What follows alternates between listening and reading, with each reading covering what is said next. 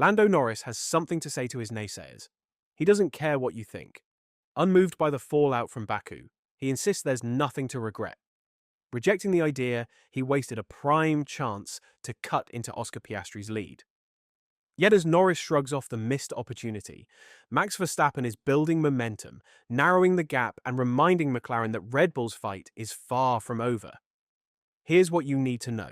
Lando Norris brushed aside the notion that he squandered a golden opportunity to slash the points gap to rival Oscar Piastri after the Australian's dramatic first lap crash in Azerbaijan. The British driver was adamant that outside opinions on his performance were of little concern. Max Verstappen ultimately claimed victory in Baku, while Piastri's day ended almost as soon as it began with a costly error on lap 1. Norris, sitting 31 points adrift of his McLaren teammate before the weekend, could only convert a 7th-place start into a 7th-place finish, picking up a modest 6 points while Piastri walked away empty-handed. Dismissing criticism, Norris rejected suggestions he had let a major momentum shift slip through his fingers. "I did everything I can. The opportunities were there. I maximize every single weekend like I can," he said. "It's not a missed opportunity. Every race is an opportunity. Today we just weren't good enough and made too many mistakes yesterday. Every race I finished second or worse this year was an opportunity lost. I don't really care how people look at it." His troubles began on Saturday, when a scrappy qualifying lap, complete with a brush against the wall, left him out of position. To make matters worse, McLaren sent him out too early in the session when the evolving track surface still had grip to give.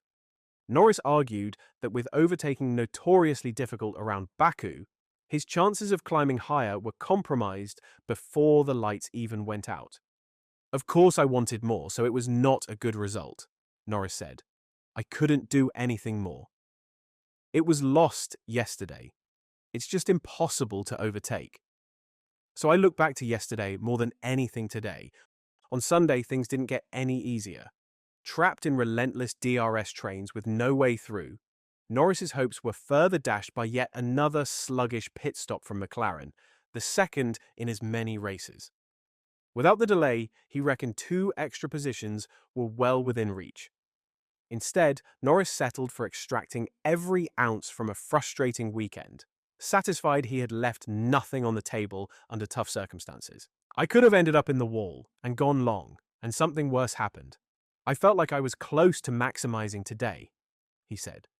"It didn't maybe look like it from the outside, but we struggled with the pace. It's just too difficult to overtake. I'm doing the best I can. I know I've still got a lot of points to make up against a pretty good driver, an incredible driver. I just need to keep my head down."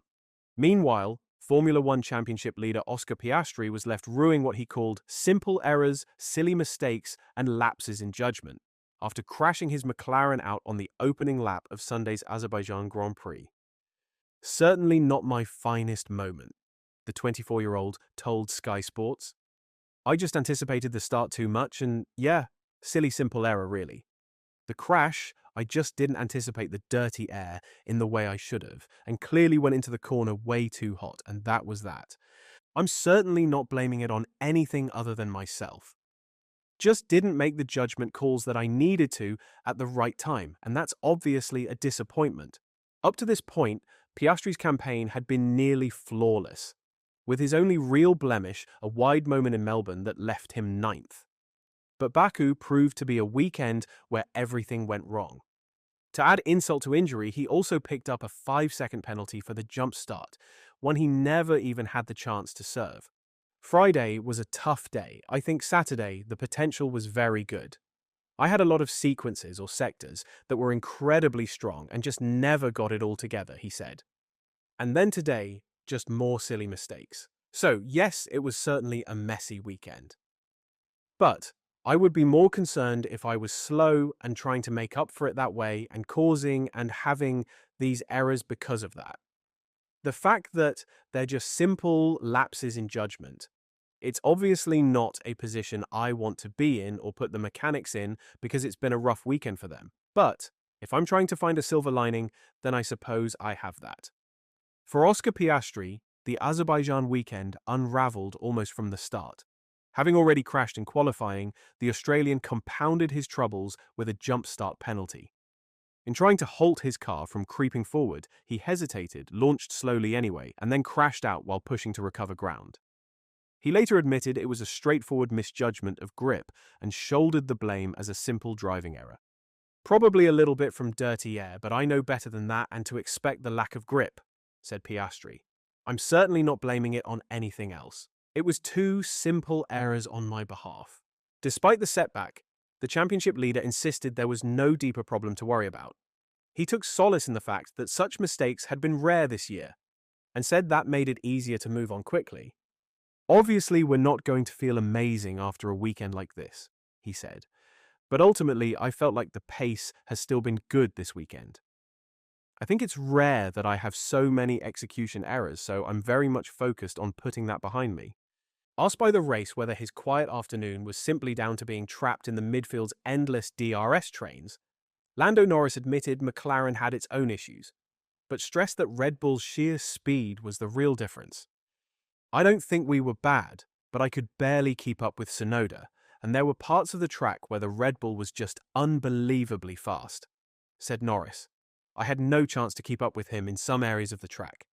We clearly struggled a little bit this weekend and in this race. The car was difficult to drive, on a bit of a knife edge at times. Easy to either just be too slow, or sometimes you kind of feel like you were there and then you'd lock up and something goes wrong. The car didn't fill us with a lot of confidence this weekend." McLaren team principal Andrea Stella had already warned, before Verstappen's latest win, that the Red Bull star remained a genuine factor in the title fight. Asked if he shared that view, Oscar Piastri replied, "I don't know. I'm not going to rule him out. But I'm honestly not too concerned with that. I'm just trying to bounce back from this weekend and put in the best performances that I can, and I know if I get back to where I can be, I'll be more than okay, so that's what I'm going to focus my energy on." It can go both ways for you. If Max is in the middle and I'm ahead, then it's good for me. If it's the opposite way, then that's bad for me. But ultimately, I want to make sure that my performances are at the level that they should be, and then I'll let the rest play out as it will. For his part, Verstappen downplayed any talk of a comeback, arguing the gap remained far too wide. "I don't rely on hope, but it's 7 rounds left, 69 points is a lot, so I personally don't think about it, but I just go race by race. Doing what I have been doing basically the whole season, just trying to do the best we can, try to score the most points that we can, and then after Abu Dhabi, we'll know." With Max Verstappen seemingly back in championship form and McLaren's drivers showing chinks in the armour, was Baku just a blip in the championship story? Or the turning point where the balance of power begins to shift? Let's talk about it in the comments. And as always, don't forget to like and subscribe to the channel if you haven't. Thanks for watching.